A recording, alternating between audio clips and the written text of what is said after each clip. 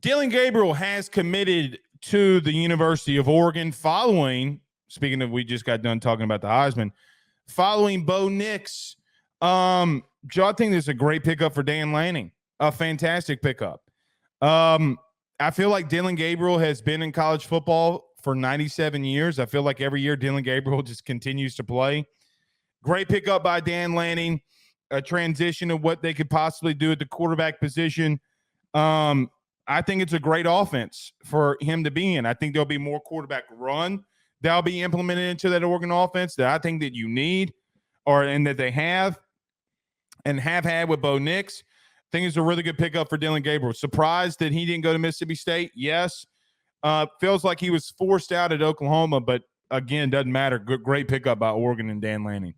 Yeah, if our listeners remember back to when he entered his name into the portal, the team that I pushed the heaviest on and the one that I said that was the best fit was for him to go to Oregon. And that actually at the time wasn't necessarily the most rumored one. And then here we are now. He is going to be an Oregon Duck. I think that this is a really good fit for both sides. While it makes sense for him to end up at Mississippi State, that's not a team that's ready to win right now. The guy is on his last year of college football. It's really up in the air on him having an NFL career because he's small. He doesn't exactly have a big arm.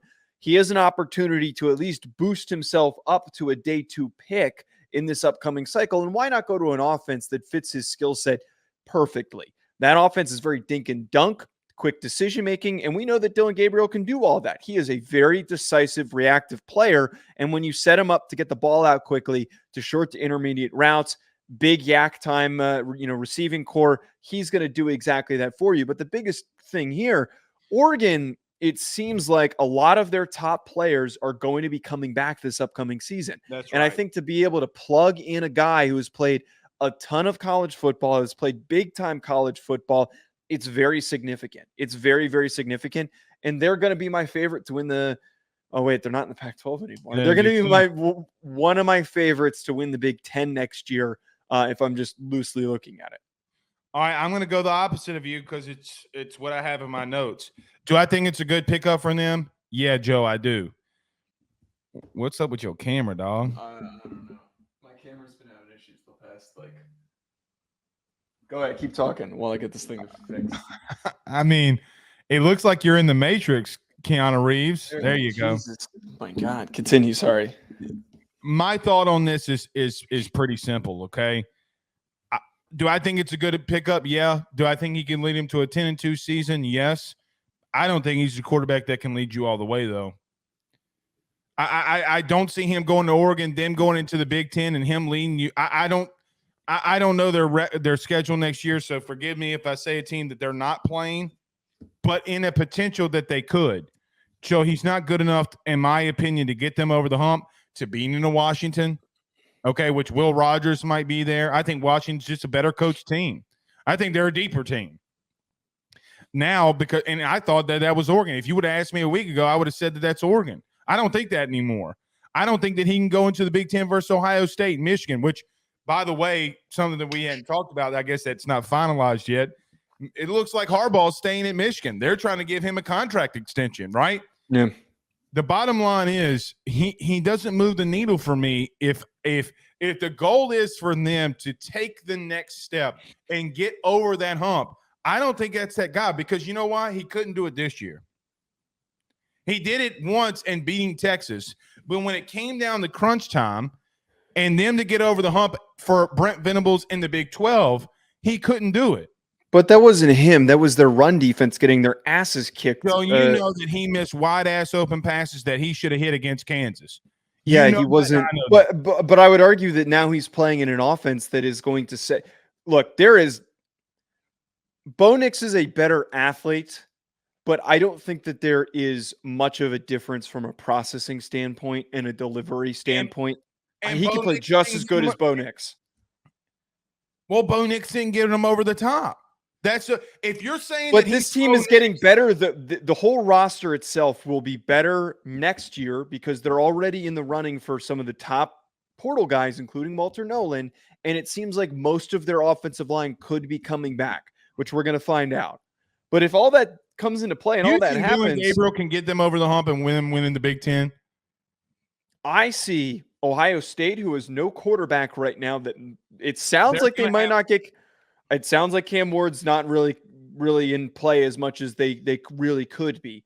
Michigan is at times unbalanced. They're a very good football team, but a lot of those defensive linemen might be moving on to the NFL, and a lot of those defensive players might be moving on to the NFL and offensive linemen. I think that I see next year in the Big Ten a lot of holes. I think that there are a lot of teams that are going to have to retool and refill. And Oregon right now is particularly the most experienced and maybe the best roster. Dan Lanning. Not did you just say Dan Lanning can't fill holes?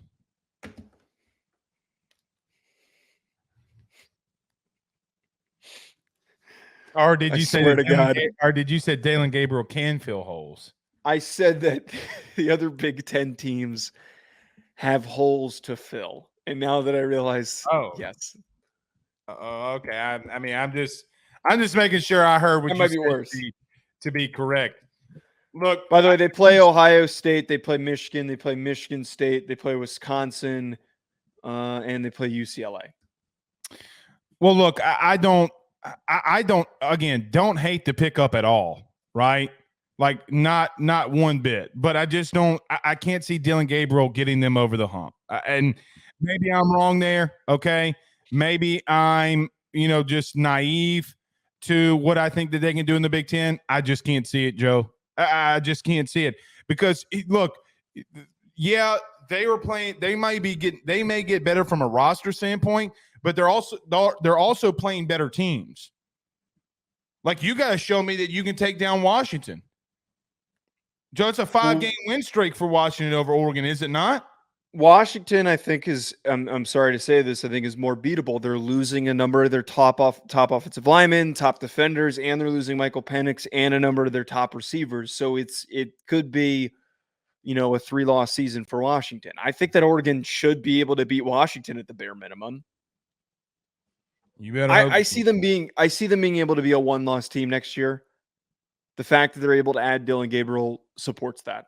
Make sure you check out Bet Online for all of your sports betting needs. For anything that I do betting related, I go on over to betonline.ag and I use promo code BELIEVE50. BetOnline has all of the latest updated odds for the NFL and college football seasons. Anything you need, whether it's futures, live in-game betting, no matter what, your football betting needs are met at BetOnline. And again, make sure you use that promo code BELIEVE50, BLEAV 50 to get a 50% welcome bonus on your first deposit. Bet online, where the game starts.